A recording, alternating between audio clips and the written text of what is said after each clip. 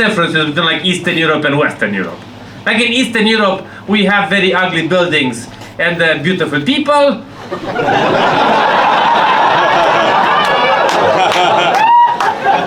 You guys have amazing architecture over here. Architecture is fabulous. You guys are nice, by the way. I think Western European people are nicer than like Eastern European people. But I just don't appreciate that. It's not for me. I feel like people here are a bit too nice. I feel like you guys do like too many thank yous and pleases, and that honestly just stresses me out. It truly does. I wake up in the middle of the night. Did I thank everybody? Everybody must be thanked.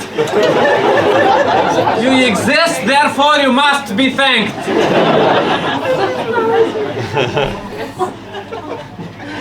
That's the difference. I don't know. Romania is different. Romania, we had one of those dictators. We talked about it. We had one of those dictators that you guys see on the news.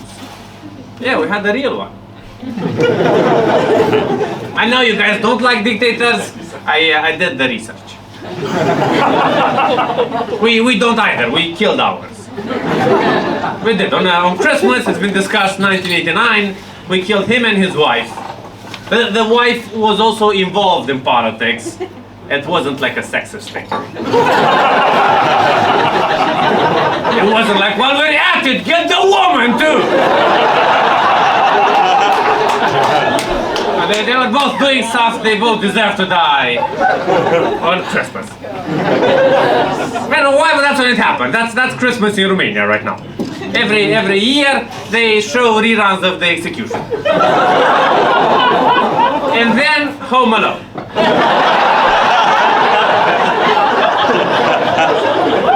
There are some similarities as well.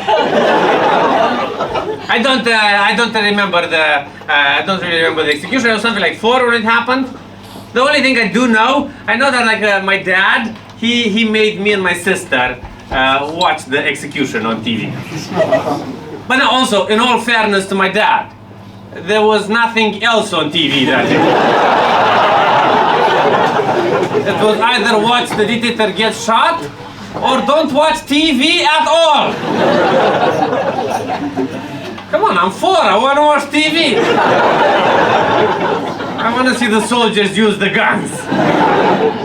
So I've never really lived through the dictatorship. I mostly lived through the transition. We've been transitioning now towards capitalism and democracy. So far, it hasn't worked out for us. I think we need to give it another entirety of my lifetime. We got some shit. We didn't get like as much shit as we imagined, but we got some shit. We had like one TV channel in 1989. We got cable like 5 years later. I remember when we got cable. That was like a big event of my childhood. While I was at school, people were talking for like months at a time. Somebody sort of told me about Cartoon Network, and I became one of the skeptics. I didn't believe that it's actually going to happen. When I heard about Cartoon Network, I thought, what do you mean, just cartoons? Every second of the day? We can't have that amount of happiness. And I think I was correct. I don't think we really got the happiness. Cause, like, what happened? We got the exact same Cartoon Network you guys had here. They didn't do like a special Eastern European edit of the programming. So we got the exact same cartoons, but also the exact same commercials. That for like toys that weren't really made available. It was very strange. It was like 10 minutes of the Flintstones interrupted by a short documentary program of Western children and their toys. Now back to the Flintstones. But we're gonna have more Western children playing later. Stay tuned, everybody. Western children playing for the rest of your childhood. But when that's over, you get to go and wash their toilets. That's It's our trajectory in life. That's what happened for the most of us. Okay.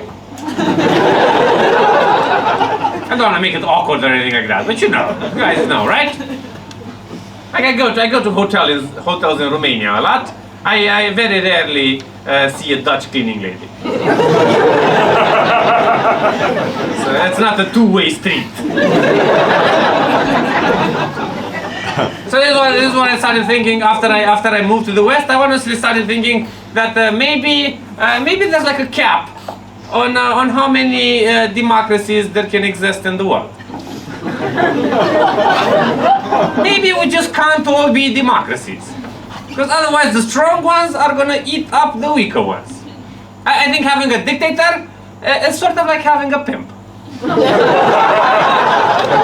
He treats you horribly, but if you're in that position and you don't have one, the world treats you worse. You tend to die faster without a pimp. I don't know if they teach you this in school here.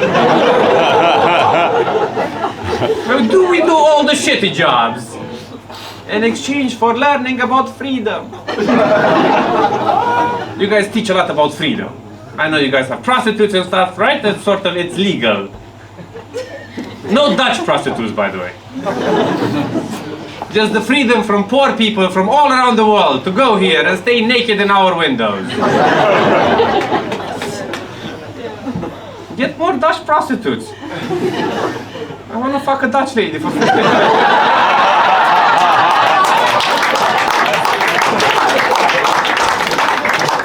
Why can't I do that? You guys are nice. By the way, I don't want to. I said that. You guys. I don't want to make it awkward or anything like that, right? I really believe that. I'm not saying the world is in you guys. You guys are honestly nice. I believe, like, from my bottom of my heart, I believe like one average Western European person way nicer than like an average Eastern European person. But for some weird reason, like 1 million Western European people way shittier. Just worse for the planet. The whales are suffering because of you guys. Other species are dying. And I'm not judging, by the way. I moved here because I want to be part of the shitty million. That's why I moved here. I want to learn how to be like nicer on the outside. I mean like shittier on the inside. I want to grow as a person.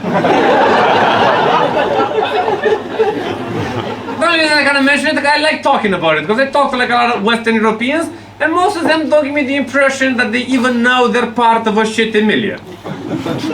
I kind of get the opposite impression when I speak to people from here. No, we're helping. We are helping the rest of the world here in the West. We are doing the best we can to help the rest of the world. And me personally, I don't think you guys are doing the best. It doesn't feel like it. Like for example, so far like the best I've seen is this. If you go to like a supermarket, like any Albertheim, they have like 2 bins there. One of them has fair trade bananas, and the other one has slave-grown bananas. That's sort of it. That's really like the best you've done. It's just for the bananas, by the way.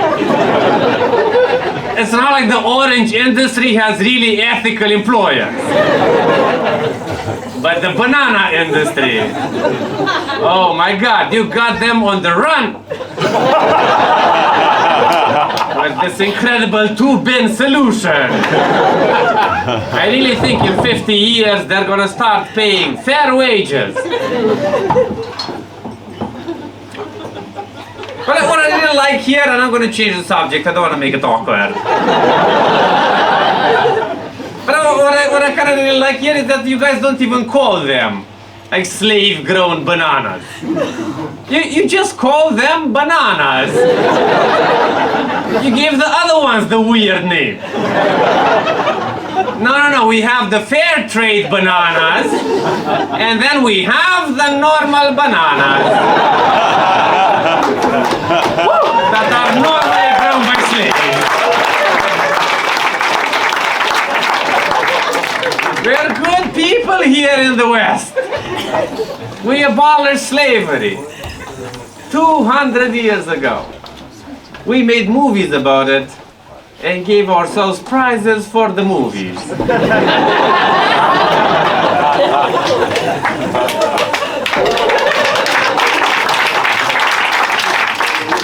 bananas still somehow getting here. Like 200 years you haven't missed a shipment of bananas. People working on the banana farm, they're trying to get here. They're drowning in the Mediterranean. But the bananas, oh my God, shipment after shipment. It's 2 p.m., another shipment. The banana on the shelf. The refugee in the Mediterranean.